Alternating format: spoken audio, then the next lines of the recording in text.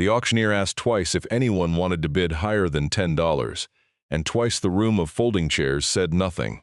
Tessa Mercer stood at the back with a damp $10 bill folded into a hard little square in her fist. She had carried it for 3 days through 2 shelters and 1 night in a car that was not hers to keep. She had not eaten since the morning before. None of it showed on her face. She had learned long ago that hunger was a private thing. The building on the auction sheet was called the Quinland County Children's Home. It had been closed since the spring of 1973. The county wanted it gone, and nobody else in the room wanted it at all. When the gavel came down, the clerk looked at her the way people had looked at her since she was small, like a problem that had wandered into the wrong room. She signed her name beneath a county seal. She paid her $10. And at 21, with everything she owned in one canvas bag, she became the owner of a condemned orphanage. The town had spent 50 years trying to forget the place. Now it belonged to her. She did not know yet about the door at the top of the attic stairs. She did not know it had been nailed shut from the inside. She did not know a woman named Hazel had spent 40 years waiting for one person to walk back through those front doors. She only knew that for the first time in her life, something was hers. The night before the auction, Tessa slept in a borrowed car behind a church in Quinland, Ohio. She counted the cracks in the headliner until her eyes gave out. It was a habit she could not break. She had slept in too many strange rooms to fall asleep the ordinary way. Foster placements, group homes, a cousin's couch for 1 winter, then nothing. Somewhere along the line, her body had decided that counting was the price of rest. Ceiling tiles in the county shelter, water stains above a bunk. The cracks in a stranger's headliner, 9 of them, the longest one, shaped like a river. She always counted to 9 and started over. She never knew why. The car belonged to a woman named Dolores who ran the food pantry on Saturdays. Dolores had handed Tessa the keys with a look that said she expected them back.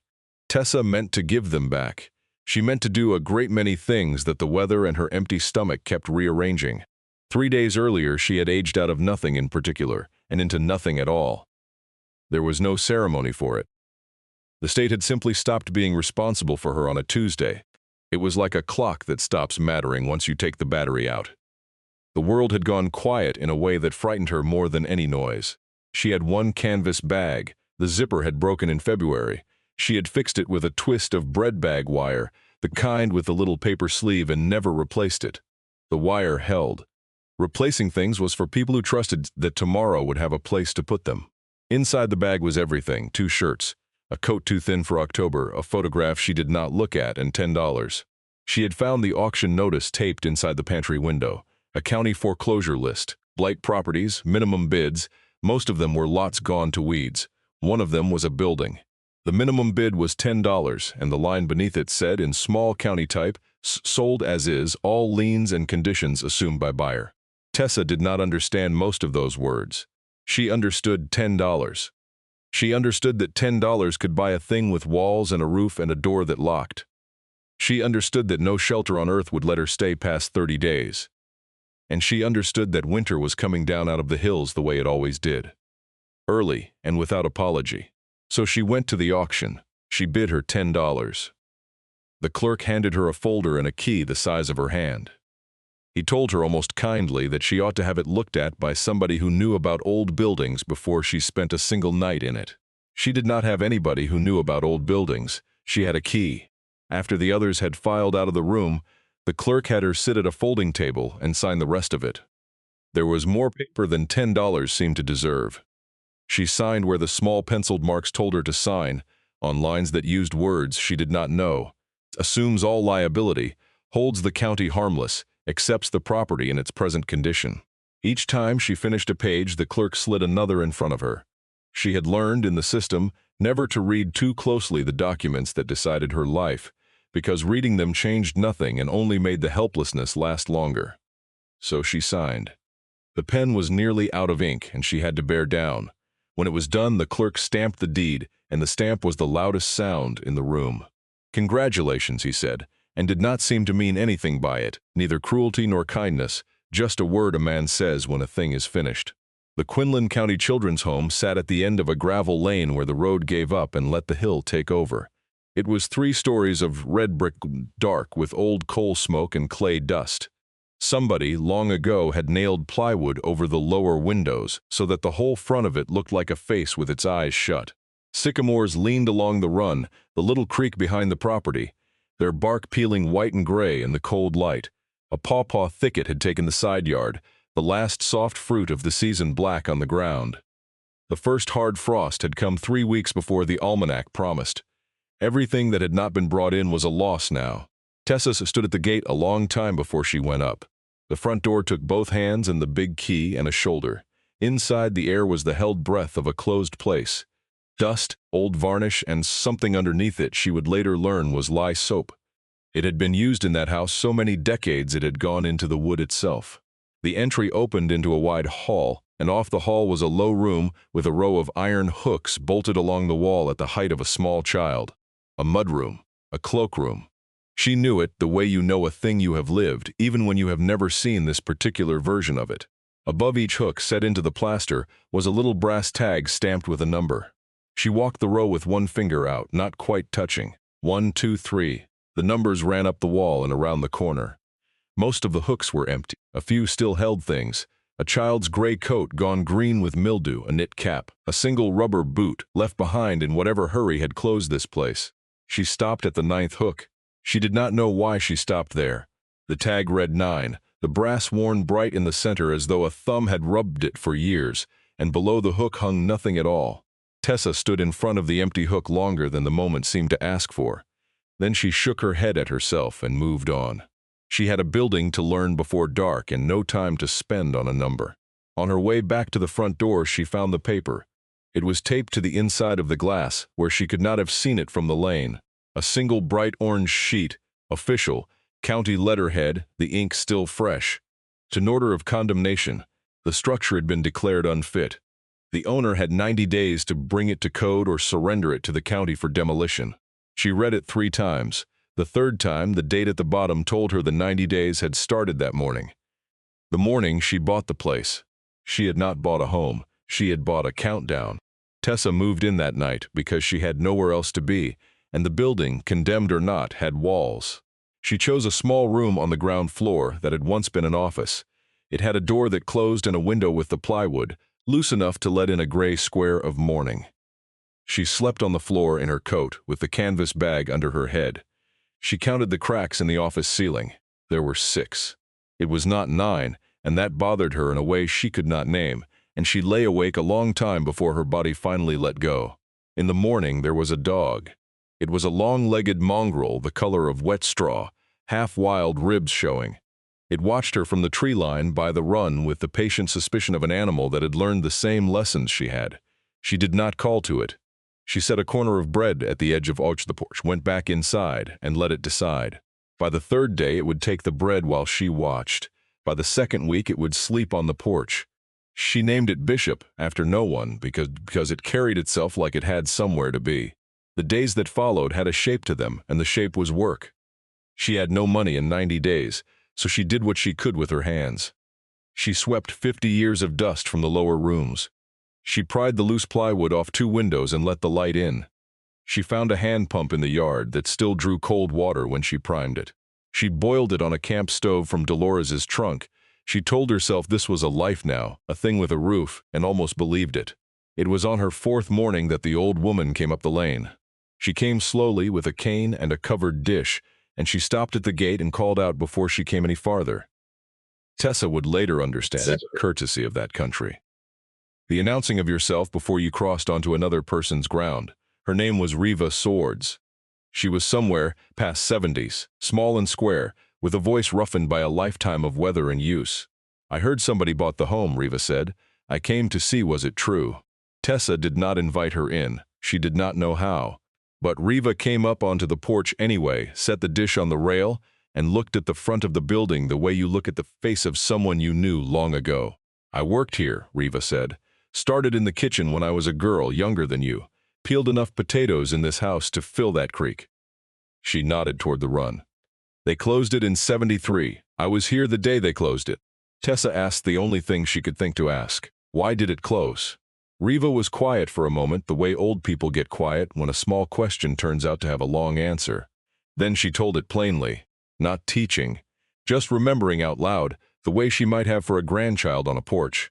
The county had run children's homes like this one since before her time, she said. Whole counties did. A child with no people, or people who could not keep them, came to a place like the home. The matron raised them on whatever the county would pay, which was never much. There had been homes like it all through the hills, all through Ohio, all through the country. And then, somewhere in the years after the war, the country had changed its mind about how to do it. The thinking turned. It was decided that a child did better in a family than in a building full of beds. The money followed the thinking, the way money does. One by one, the county homes were closed, and the children sent out to foster families instead. Some of it was right, Reva said. A child ought to have a family if a family can be found. She set her hands on the head of her cane. Some of it was just cheaper, and they dressed the cheaper up in the right and called it progress. She said it without heat. It was the way a person states a thing they have had 50 years to make peace with and have not entirely managed. When the order came down, most of the little ones got placed. The last few were the hard ones, the ones nobody wanted to take. Tessa knew that word, the hard ones. She had been one of them in a different decade, in a different county. The word fit the same. Hazel kept the last ones longest, Reva said. Fought the county to keep them another month, another week. Hazel Reedy. She was the matron, the last one. Reva shook her head and something moved across her face that was not quite a smile. She set every clock in this house 4 minutes fast. Everyone. Said she didn't want a single child to be late for a single good thing that might come their way. 4 minutes. I used to think she was foolish for it. Tessa said nothing, but in the office where she had slept, there was a clock on the wall, stopped, and she had glanced at it and thought it wrong without knowing why. What happened to her? Tessa asked. Hazel. Passed some years back, Reva said. Lived alone out past the ridge, kept to herself at the end. There was talk she wasn't right toward the close of it. She made a small dismissive motion with one hand. The way the talk always goes about a woman who lives alone and doesn't trouble to explain herself. Tessa asked if Hazel had any people, children of her own, anybody. Never married, Reva said. Folks wondered about that too. A woman who gives 40 years to other people's children and keeps none of her own, people don't know what to do with that. They want a reason. She looked at the house. I knew her near my whole life and I never heard her give one. I think the children were the reason. I think there wasn't room left over in her for the regular kind of life, and I don't believe she missed it, though I couldn't swear to that. You don't ever really know what a private person carries. She picked up her cane to go, then she stopped. I'll tell you what I think, for what an old woman's thinking is worth. I think Hazel Reedy never once stopped raising children, long after there weren't any children left to raise. Some people are built to keep. They don't have an off switch. She came down off the porch and started back toward the lane. A few steps on, she turned. That dish is chicken and dumplings, she said. Eat it tonight, it won't keep. And girl, get somebody to look at that roof before the snow. I'd hate to read your name in the paper. She went down the lane the way she had come. Slow, certain. And Tessa stood on the porch holding the warm dish, not knowing she had just been handed the first thread of the only inheritance she would ever receive. That afternoon Tessa walked into Quinland and found the county recorder's office. The clerk's words about liens and conditions had been gnawing at her, and she did not understand what she had signed. The recorder was a heavy-set man named Pruitt. He clearly did not expect a girl in a thin coat to ask to see a deed. But he pulled the book, a great volume of stiff pages, and laid it open on the counter. Then he showed her with a patience that surprised her how to read it. This was the thing about old deeds, he said. They did not measure land the way the new ones did, in lot numbers off a plat. They measured it the way a man would walk it. He ran his finger along the lines and read aloud. Beginning at a stone set in the fork of the run, thence north along the old wagon road to a marked sycamore, thence east 240 poles to a pile of stones, and so on, around, until the description came back to the stone where it started. Meets and bounds, he called it. You could walk the whole property with nothing but the deed and a sharp eye, if you knew where the corners had been. He showed her the witness signatures at the bottom, 2 of them in faded brown ink, and the seal pressed into the page. A deed wasn't real, he said, until somebody stood and watched you sign it and put their own name down to swear they had seen it. That was the old way. A promise wasn't a promise until it had witnesses. Then his finger came to the back acreage, and he went quiet. 60 acres of Timber, he said, half to himself. Up the run, that goes with the house. I'd forgot that was part of it. He looked at her over his glasses. You bought more than a building, young lady. Whether it's worth anything is another matter, condemned the way it is. But you bought the hill behind it too. Tessa did not know what 60 acres of timber was worth. She did not know what anything was worth except $10 and the 90 days already counting down. It was on the walk back that she let herself go up to the second floor for the first time. She had been avoiding it. The upper rooms were where a building like this kept its real ghosts, and she had spent her whole life in buildings like this, and she knew it before she climbed the stairs. At the top of the landing, a long room ran the width of the house. 2 rows of iron bedsteads stood along the walls, 12 of them, the thin mattresses long since hauled away, the frames left where they stood. Each bed had a small wooden locker at its foot. Each locker had a number burned into the lid. She walked the rows the way she had walked the hooks. She did not mean to, but her body knew this room, the cold linoleum, the high windows set too far up the wall, for a child to see out of. The way the beds were spaced exactly far enough apart that you could not reach across to hold another person's hand in the dark, which was, she had always suspected, the point. In one of the lockers, number 4, somebody had pressed a name into the soft pine with a fingernail, 100 small dents spelling out a word she could not quite read. It might have been a name. It might have been a wish. She closed the lid soft, the way you close a door on a sleeping person, and went back down to the warm and the dumplings and the dog. She walked back up the lane as the light went thin and orange behind the ridge. Bishop met her at the gate, and that evening, after she had eaten Riva's dumplings slowly, making them last, she went looking through the house for the clocks. There were 5. A schoolroom clock, a kitchen clock, 2 in the upper halls, 1 in the parlor. Every one was stopped, the hands frozen at a different hour. Clocks that are never wound stop whenever their springs run down, not all at once. But when she stood close to the schoolroom clock and really looked, she saw it was not just stopped. It was set wrong. It was set 4 minutes fast. She went to the next one, 4 minutes fast, and the next. Every clock in the house had been set 4 minutes ahead of the truth, and then left to run down and die that way, so that a stranger walking through 50 years later would find 5 dead clocks all agreeing on the same small lie, so that no child would ever be late for a single good thing. Tessa stood in the dark hall with her hand on the cold face of the parlor clock and felt something she did not have a word for. It was not grief exactly. She had not known Hazel Reedy, but it was close to grief. It was the way the smell of a place you have never been can still make you homesick. That was when she noticed the stairs. At the end of the upper hall, where she had not gone yet, a narrow flight rose up into the dark toward the attic. At the top of it was a door. Even from below, in the last of the light, she could see the door was wrong. It did not have a knob where a knob should be. It had boards across it, rough planks nailed over the frame. She climbed the stairs with the loose flashlight from Dolores's car. She put her hand against the planks, and in the beam she saw the heads of the nails. The boards were nailed across the door from the stair side. But the door itself opened inward, toward the attic, and the bright scarred wood around the old hinges told a different story. Somebody had gone up into that attic. They had pulled the door closed behind them. They had driven the nails through the door into the frame from the inside, sealing themselves in, and then they had left another way. There had to be another way out of that attic, a window, a back stair, something. Hazel Reedy had nailed this door shut from the inside to keep something safe behind it, and then she had gone out some other way and never come back. Tessa pressed her palm flat against the cold planks and stood in the narrow dark. For the first time in 3 years, she was not thinking about where she would sleep, or whether the food would last, or how many days were left on the orange paper downstairs. She was thinking about what a person seals a door to protect, and who they think is coming to find it. It took her 2 days to open the door, because she had only a pry bar she found in the cellar, and hands that had never done the work. She learned it the slow way. The first board split when she put the bar in the wrong place and pulled wrong, and she had to start again.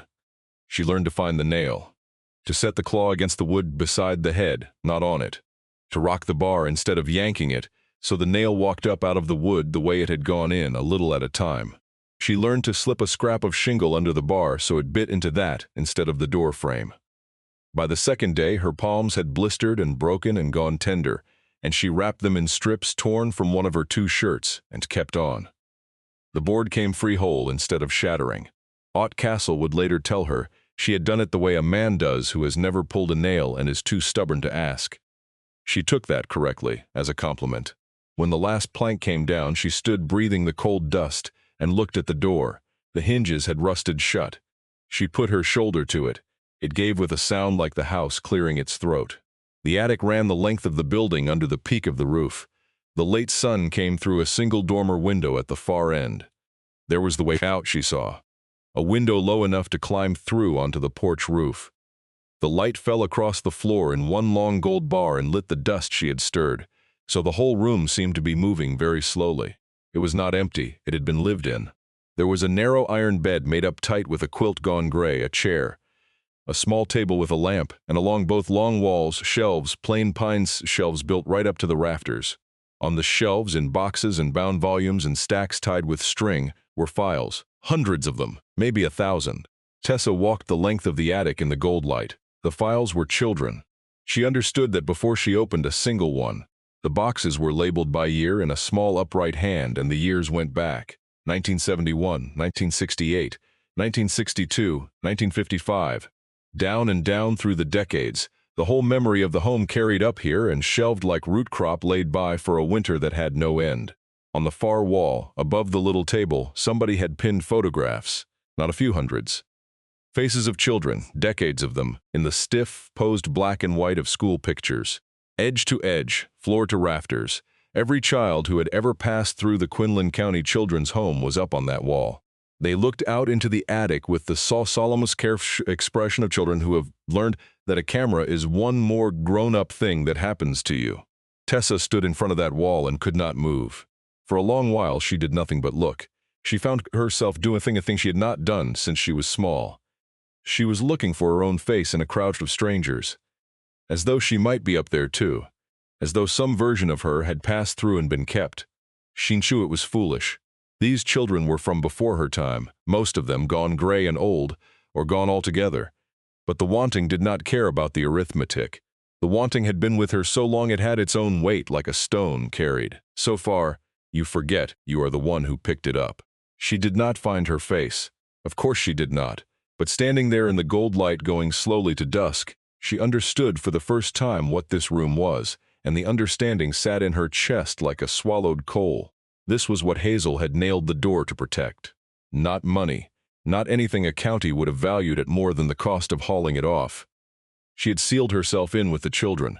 She had spent the long years after the home closed up here in the attic, alone, keeping faces, keeping names, keeping the only record that any of these children had ever existed at all.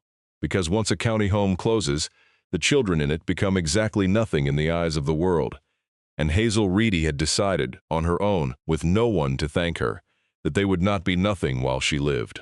It was while she was standing there that she heard the truck. She came down through the house and out onto the porch, and there was a county pickup at the gate, and a man getting out of it with a clipboard and a camera. He was maybe 50, narrow, with a careful gray mustache and the unhappy posture of a man who spends his days telling people things they do not want to hear. He introduced himself as Marvin Tisdale, county building inspector. He had come, he said, to begin documenting the property for demolition. "It's not for demolition," Tessa said. "I bought it. I have 90 days. You have 83, he said, not unkindly, glancing at his clipboard. "And I'll be honest with you, miss, because nobody else is going to. This building has a cracked main beam, knob and tube wiring, and a roof that's let water into the third floor for 30 years. To bring it to code, a contractor would charge more than the land is worth. I've condemned 4 buildings this year. This is the one I'd condemn first." He said it flat, like a man reading a tax notice. Then he asked to come inside, and because the law was on his side, she let him. He went through the lower floor room by room, and he was thorough in the way of a man who has learned that being thorough is the only kindness his job allows. He pressed a pocket knife into a windowsill, and the blade sank to the hilt in soft rot. He shone a light up into a corner of the parlor ceiling where the plaster had gone the color of weak tea, and he shook his head. He stood under the main beam in the cellar and put his hand on the long split that ran the length of it. He did not say anything at all. Tessa understood that was worse than if he had. "You see this," he said finally, tapping the beam. "This is the spine of the house. When this goes, it all comes down at once, not slow. I've seen it. A man ought not sleep under a beam like this. He climbed back up the cellar stairs. I'm not your enemy, miss. I'm just the fella they send to write down the truth about a building. The truth about this one was written a long time before you got here. He took his photographs. He wrote on his clipboard. And the whole time he did not once look up at the front of the building, the way a man will not look at a face he has decided not to know. You got people, miss? She asked when he was done. Somebody you can stay with come winter when this doesn't work out. No, Tessa said. Something passed over his face then, quick, and was gone. He got back in his truck. 83 days, he said through the window. I'll need to come back and inspect inside before the end. Have it open for me. Then he drove down the lane and the dust hung in the cold air behind him a long time. That night she did the only arithmetic that mattered, and it came out the same way it always did. She had 83 days, no money, and a building that the county's own man said would cost more to save than it could ever be worth. She had walked into Quinland that afternoon and stood outside the one contractor's office in town and read the number on the door and not gone in, because she already knew.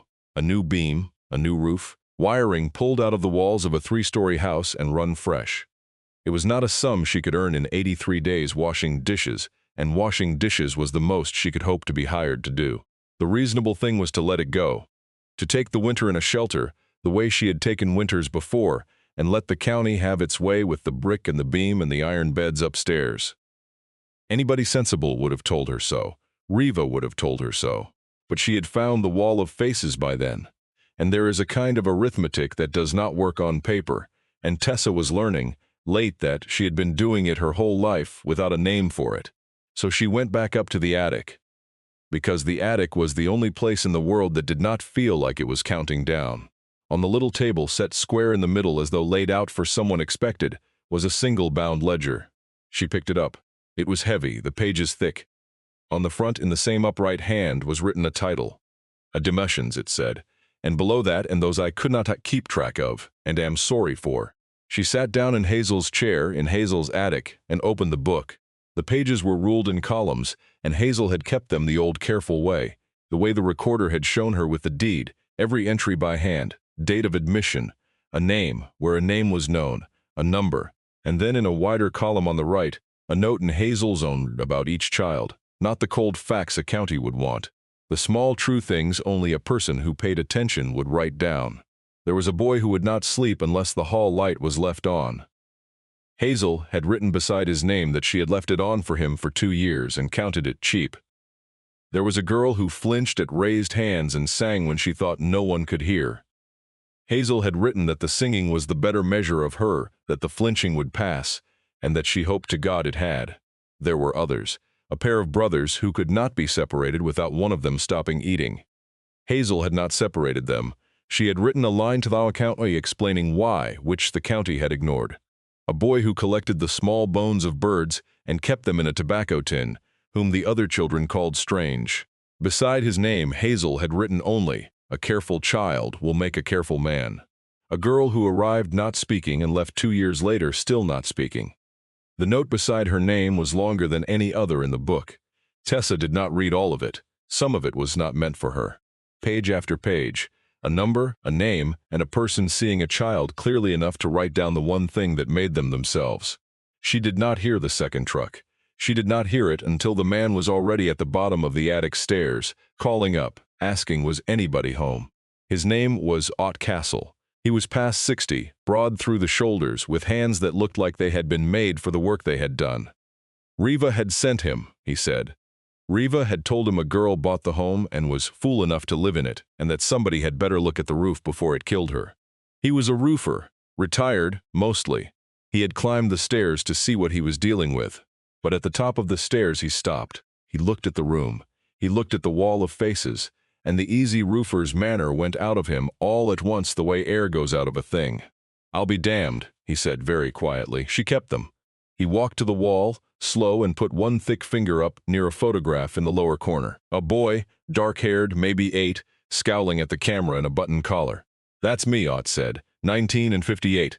I was here 4 years, before a family up in Coshocton took me. He stood looking at the boy he had been. I didn't know there was a picture. I didn't know anybody'd kept a picture of me from then. He stayed a while after that. He looked at the roof from the inside, the way he had come to do.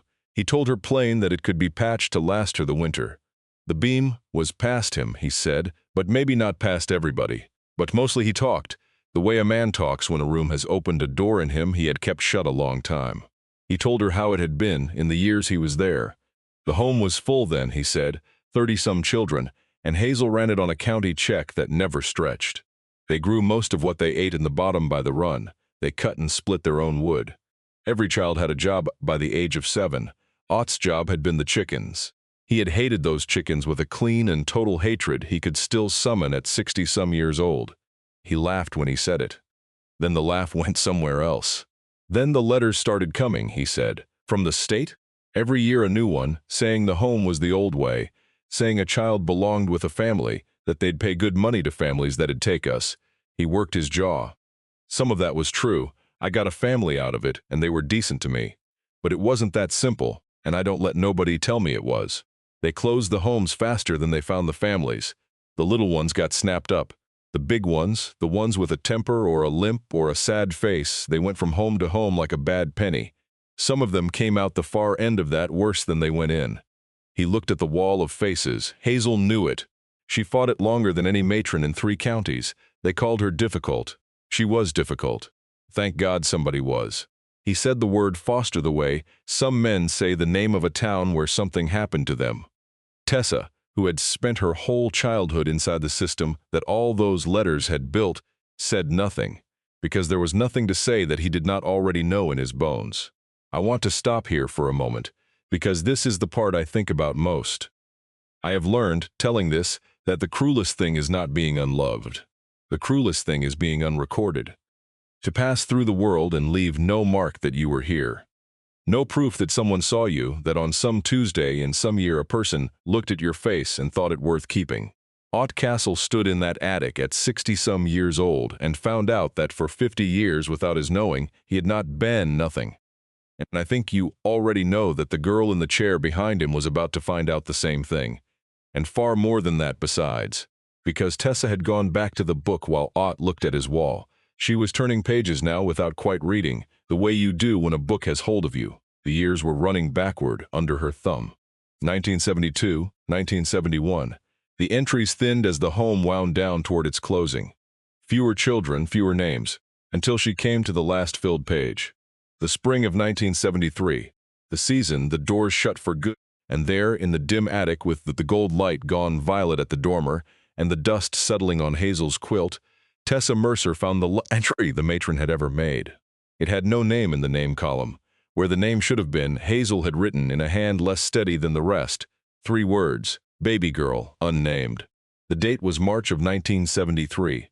The note in the right-hand column said only this, left on the step in the cold the night before we closed.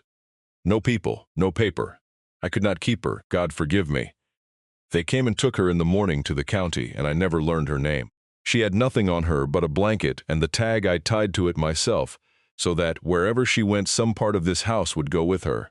And in the number column, in Hazel Reedy's careful grieving hand, was a single figure.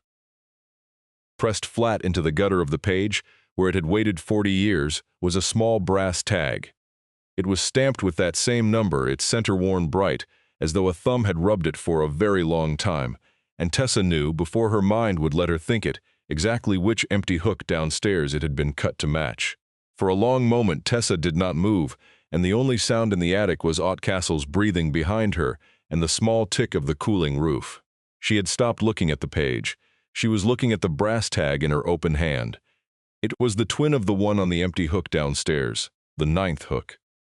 The one she had stopped at on her first day for no reason she could have given. The center was worn bright. She put her thumb to the worn place and it fit, the way a thing fits when it has been waiting. "What is it?" Ott said. He had heard the change in the room the way an animal hears weather coming. Tessa could not answer him at first. The words would not come up past the thing they were attached to. When she finally spoke, her voice did not sound like her own. "I was born in March," she said, "of 73. The county had me from the start. I aged out of the same system she's writing about. There's no paper on me from before I was a few weeks old. I never had any people."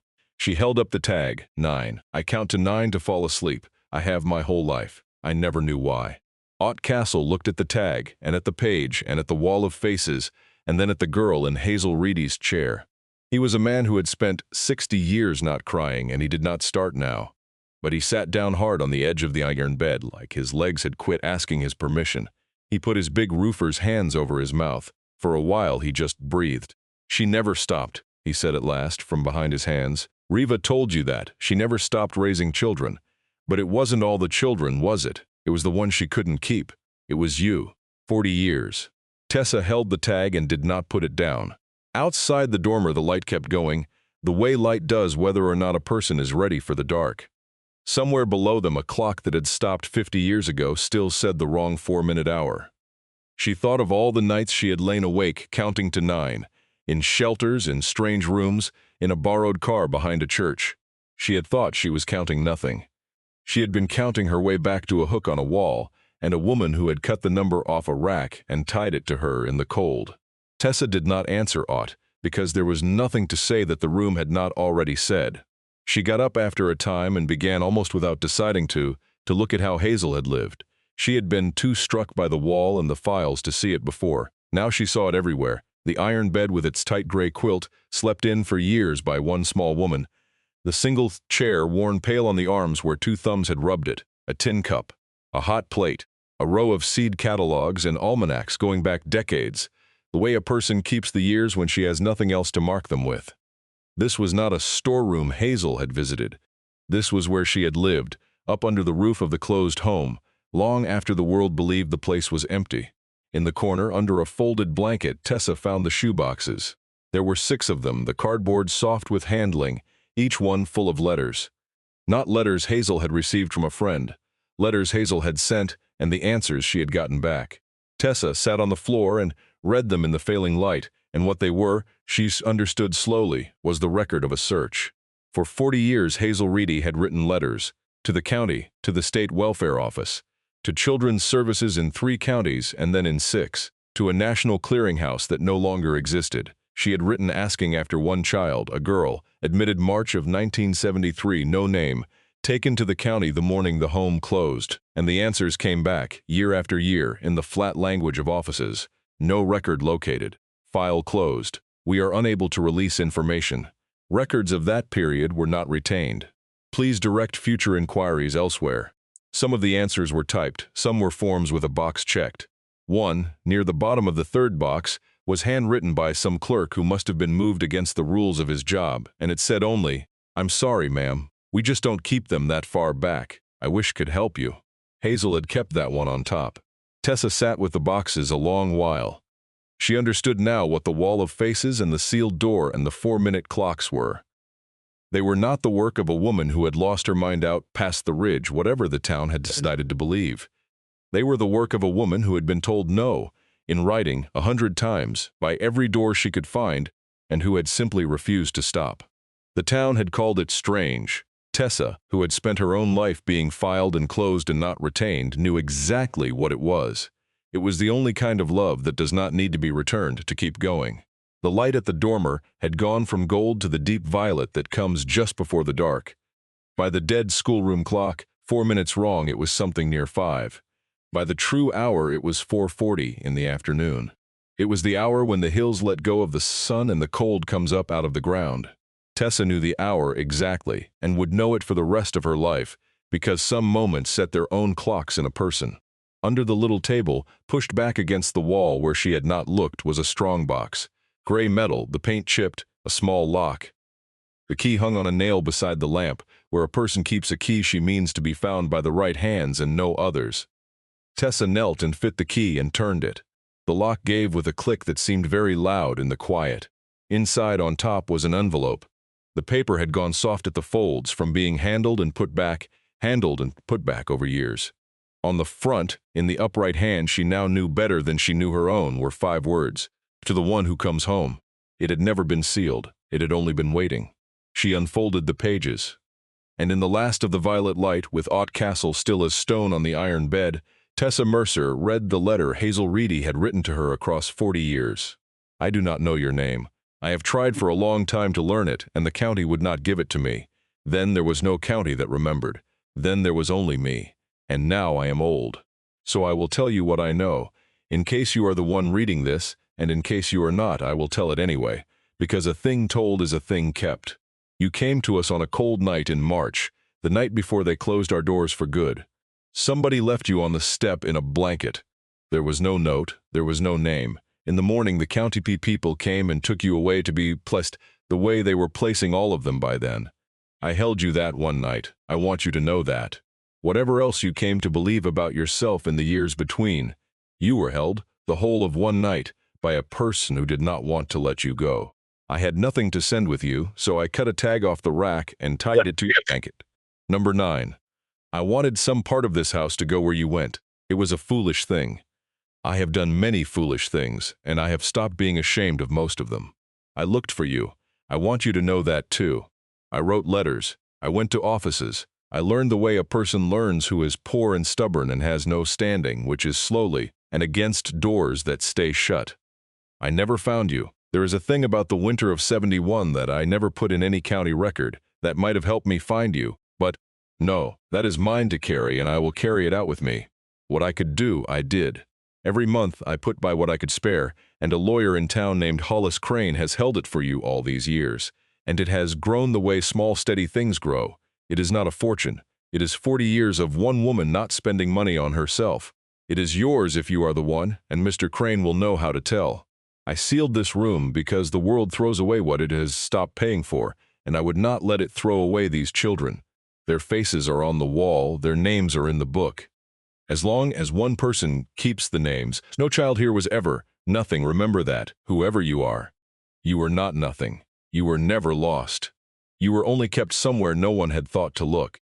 I set the clocks fast so none of you would miss a good thing.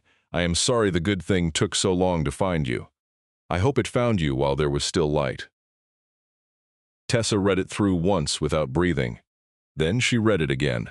And on the second reading she came apart, quietly, the way a person comes apart who has spent her whole life not being allowed to. She did not wail. She had never been somewhere safe enough to wail. But the tears came down her face and dropped onto the gray quilt.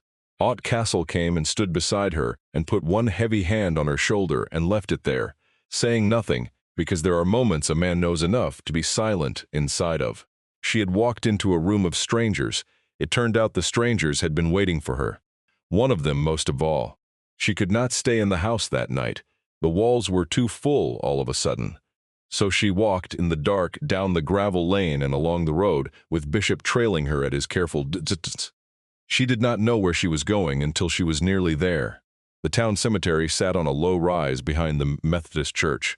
Reva had told her, weeks back in passing, that Hazel was buried out past the ridge, but the church people had moved her stone in here later, when the old burying ground flooded. It took Tessa a long time to find it in the dark, going row to row with the failing flashlight. The stone was small and plain, and said only the name and the years, the way a woman who spent nothing on herself would have wanted it. Hazel Reedy. There was no scripture under it. There was no beloved wife or mother, because she had been neither, in the way the world counted such things. Tessa stood at the foot of the grave a long time.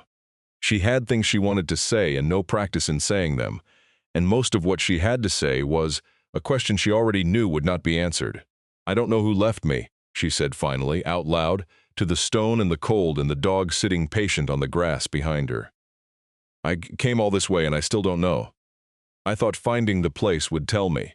It didn't." She wiped her face with the back of her hand. "But you knew I'd come. You were the only one who ever thought I'd come back. 40 years, and you were right, and you didn't live to see it." She was quiet a while. "I'm sorry I was late. You set the clocks fast and I was still late." There was no answer, because the dead do not answer, and Hazel of all people would not have pretended otherwise, but the wind moved in the bare trees. The cold came up out of the ground the way it had at 440 in the attic. Tessa stayed until she was too cold to stay, and then she walked home. Home. It was the first time the word had meant a place. She went to find Hollis Crane the next morning because the letter had told her to, and because she did not believe it, and because she could not stand not to. Crane's office was over the hardware store in Quinland, up a flight of outside wooden stairs gone soft with weather. He was older than she expected, near 80, with a lawyer's careful eyes and a tremor in his hands that he hid by keeping them folded. when she said her business and showed him the tag and said the words, "baby girl." Number 9. The old man went very still. "I had begun to think no one would ever come," he said. "I had begun to think I would die holding it, that it would pass to my partners, and they would do the sensible thing and give it to the county, and Hazel would have lost after all." He rose and went to a cabinet and drew out a folder soft with age. "She came to me in 1975. I had been practicing 2 years. I thought I knew what I was doing. She set me straight on that quickly." A small dry thing crossed his face that might once have been a smile. "She wanted a trust. The condition was peculiar, and I told her so, and she looked at me until I stopped saying so." He laid the papers in front of Tessa the way Pruitt had laid the deed, and showed her the language, line by line. He showed her the witness signatures, 2 of them, and the seal pressed into the page. "A promise is not a promise until it has witnesses," the recorder had said. This one had 2 and 40 years, and an old man's stubbornness holding it shut. "The corpus is payable to one person," Crane said. "The individual admitted last to the Quinland County Children's Home. Recorded in the matron's own hand as baby girl, number 9. Payable upon that person's return to the property." He looked at her over the folder. "You bought the property at the county's own auction for $10. You are the last admitted child. You have returned to the property. Both conditions satisfied to the letter. I have checked them more times this week than is dignified for a man my age." She asked the number because she had to. $214,000, Hollis Crane said. He said it gently, the way you set dead down something that might break. 40 years of a woman spending nothing on herself and the patience of compound interest. There is also the matter of the 60 acres of standing timber. The deed already conveyed that to you. A logging concern out of Zanesville will pay fairly to cut it selectively without ruining it." He paused. Hazel left instruction on that. She did not want it clear-cut. She wanted it managed so it would still be standing for the next one, if there is ever a next one. She thought of everything. He folded his hands to still them. Everything except how to find you. That was the one thing she could not do. The world had hidden you too well. There it was again. The thing that would not close. Tessa would have the money, and the building, and the timber, and the wall of faces, and the letter. She would have all of it. But she would never know who had carried her up that gravel lane in March of 1973 and left her on the cold step and walked away into the dark. The county had no paper. Hazel had died with whatever she suspected. The winter of '71 stayed mineral and silent under a small plain stone behind the Methodist church. There are some doors that are nailed shut from a side a person can never reach. Tessa asserted, sitting in the lawyer's office with a fortune in front of her, that she was going to have to learn to live in a house with one of them. Marvin Tisdale came back for his final inspection on a Tuesday at 9 in the morning, the way he had said he would. He had his clipboard and his camera and his careful gray mustache.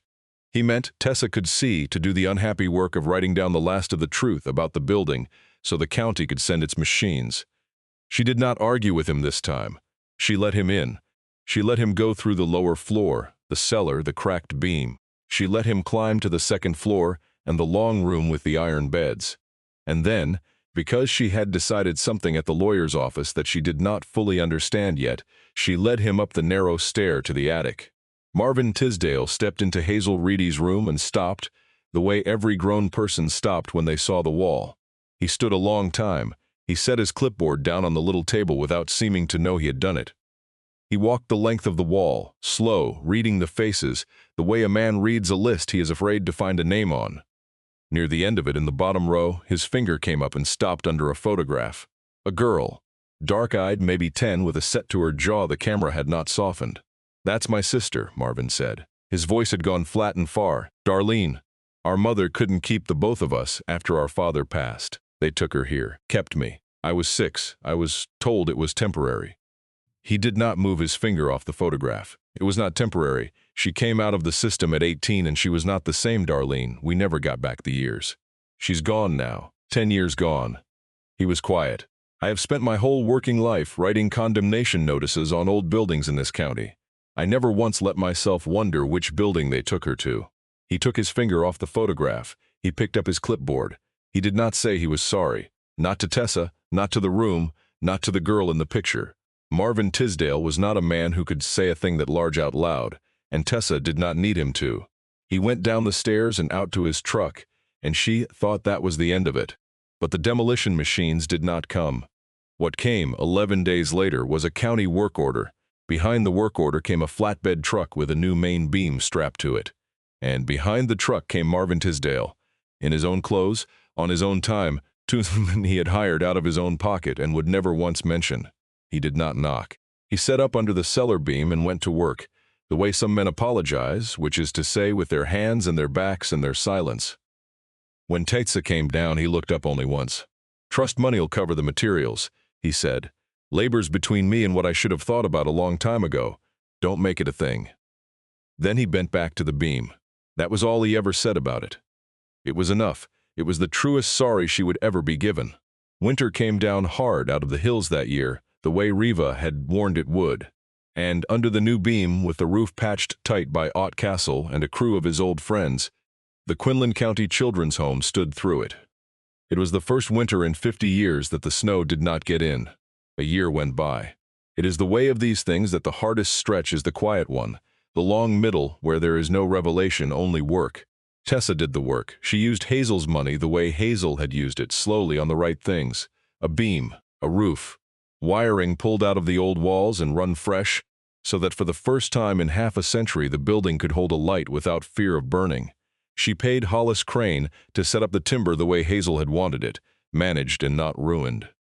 She paid back Dolores for the car and the camp stove. With interest, Dolores tried to refuse. The night the new wiring was finished, the electrician threw the main and left, and Tessa walked the whole building alone with every light burning. She had never done such a thing in her life. In every place she had stayed there had been a reason to keep the lights low, to not be noticed, to accost to someone, to not be home when home was a thing that could be taken back. Now she went room to room and turned on every bulb the house had, the bare ones in the halls, the lamp in the parlor, the schoolroom fixtures that had not lit since Nixon was president. The building stood there blazing at the end of the dark lane like it had something to say. From the road, Riva told her later, you could see it from a mile off, lit up against the hill. An old man driving home from the feed store had pulled over and just looked at it a while. In his whole life, he had never once seen that house with its eyes open. Tessa stood in the upstairs hall under a working light and understood that she had spent 21 years being afraid of being seen, and that the woman who built this place into a refuge had spent 40 years afraid of exactly the opposite, of one child going unseen forever. They had been afraid of two ends of the same thing. Only one of them had done something about it. She did not make the place into an orphanage again. That world was gone, and she of all people knew why, and knew that not all of the why was wrong. A child does belong with a family, when a family can be found. She had simply learned the hard way what happens to the ones for whom no family is found. She made the building into something the county did not have a name for yet. The records came down out of the attic, not to be hidden somewhere else, but to be kept where people could reach them. Tessa learned how Hazel had kept them, the slow way by doing it. She went on keeping them. She added what she could find: deed books, church rolls, the long memories of old women. It turned out there were people all through those hills who had passed through this house, and been told, in one way or another, that they had been nothing. The work of keeping was not the kind of work that ever announced itself finished. Tessa learned that slowly, the way she learned everything with her hands. She learned to handle a 40-year-old photograph by its edges so the oil of a thumb would not eat the face off it. She learned which church kept its baptism records back to the 20s and which had lost everything in a fire in 51. She learned that a name spoken aloud by someone who remembered it was worth more than any document, and that the someones who remembered were dying off, one funeral at a time.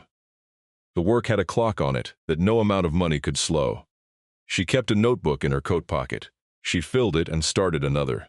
Some nights she sat at the long table in the lower room, the lamp on, a pot of coffee going cold, putting a name to a face Riva had given her that afternoon, and she would catch herself doing the thing Hazel had done. Writing down not just the name, but the one true small thing, the detail only a person who paid attention would think to keep. She did not decide to do it. It was simply she found what the work asked of you, once you understood what the work was for. And then they started coming. That was the thing nobody planned. Word went out the way word does in that country, over fences and after church, that a girl had bought the old home, and that the matron had kept every face.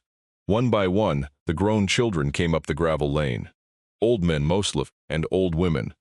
Some of them driven a long way by sons and daughters who had never once heard the story, who learned it for the first time watching a parent's face in front of a wall. There was a man near 80 who had been at the home in the year before the war. He came in a good suit, with a cane. He found his own face in the top corner of the wall, a boy in a borrowed collar. He stood in front of it and took his hat off, the way a man takes his hat off in a church. He had been a county judge, it turned out, 40 years on the bench.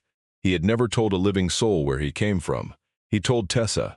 He said it was a relief, at the very end of a life, to set a thing down he had carried so long he had forgotten its weight. There was a woman, heavy and slow, who came with 2 daughters.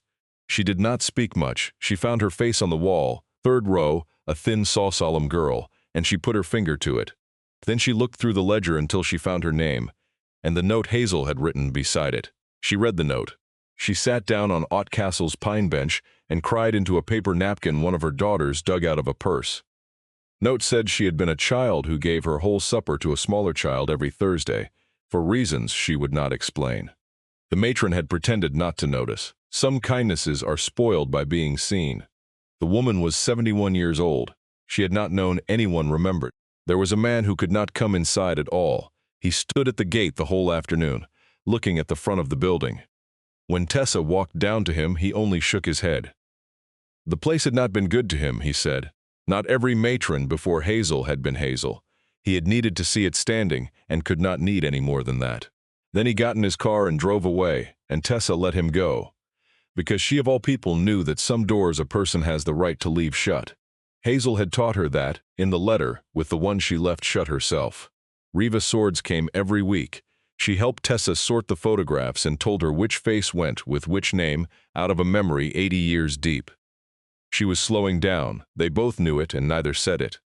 But she came every week up the lane with her cane. She would sit in the sordid light of the lower rooms and put names to faces until the names ran out. Tessa wrote every one of them down, so that when Riva was gone, the names would not go with her. Ott Castle built the shelves, plain pine shelves like the ones in the attic, and would not take $1 for it, and got angry the one time she tried. The dog Bishop grew fat and proprietary and slept across the front threshold like he had been hired for the post. On a morning in early March, near the anniversary of the night she had been left on the step, Tessa went into the mudroom alone. She had cleaned it first of all the rooms the winter before, on her hands and knees with lye soap and a stiff brush. It was the room she had stood in on her first day and could not explain why it held her. The iron hooks she had taken down one at a time. She had scrubbed the rust off each one and bolted it back. The small brass tags she had polished until the numbers stood up clear. On the hooks she had hung the few things that had been left behind, the gray coat, the knit cap, single rubber boot. She had hung them not as relics but as a kind of honesty, so that anyone who walked in would know what this room had been. She came to the 9th hook. The brass tag read 9, bright now, the way a thumb makes a thing bright over years. From her pocket she took the other tag, the one that had waited 40 years in the gutter of the ledger, the one Hazel had tied to her blanket, the one that matched. She had carried it every day since the attic, the way she had once carried a $10 bill folded into a hard square. The way she had once carried everything she owned in a canvas bag with a bread wire zipper. She did not hang it on the hook. That was the thing she understood, standing there in the gray March light. The tag did not go back on the wall. The wall had let her go once into the cold, and the world had spent 21 years trying to convince her she had deserved it. This tag was not the building's anymore. It was hers. She closed her hand around it and felt the worn, bright place fit her thumb, and she understood, finally, all the way down, the thing the letter had been trying to tell her. She had not been thrown away. She had been kept. Held one whole night by a woman who would spend the rest of her life looking. Then kept in a sealed room for 40 years, with a number and a face and a place at the table. Waiting for the day she would walk back up the lane and open the door herself. She would never know who left her. That stayed shut. She let it stay shut. Some mornings the not knowing was a stone in her, and some mornings it was only the weather. But she knew now who had caught her. And it turned out that was the question that had been keeping her awake all those years, counting cracks, counting to 9. Not who let me go, who kept me. Outside, a car was coming slow up the gravel lane, An old man in the passenger seat, a daughter at the wheel. The man was already looking at the front of the building the way they all looked at it, like the face of someone they had known long ago. Tessa heard the tires on the gravel and Bishop's bark and the engine going quiet at the gate. She put the tag in her pocket. She went to open the door.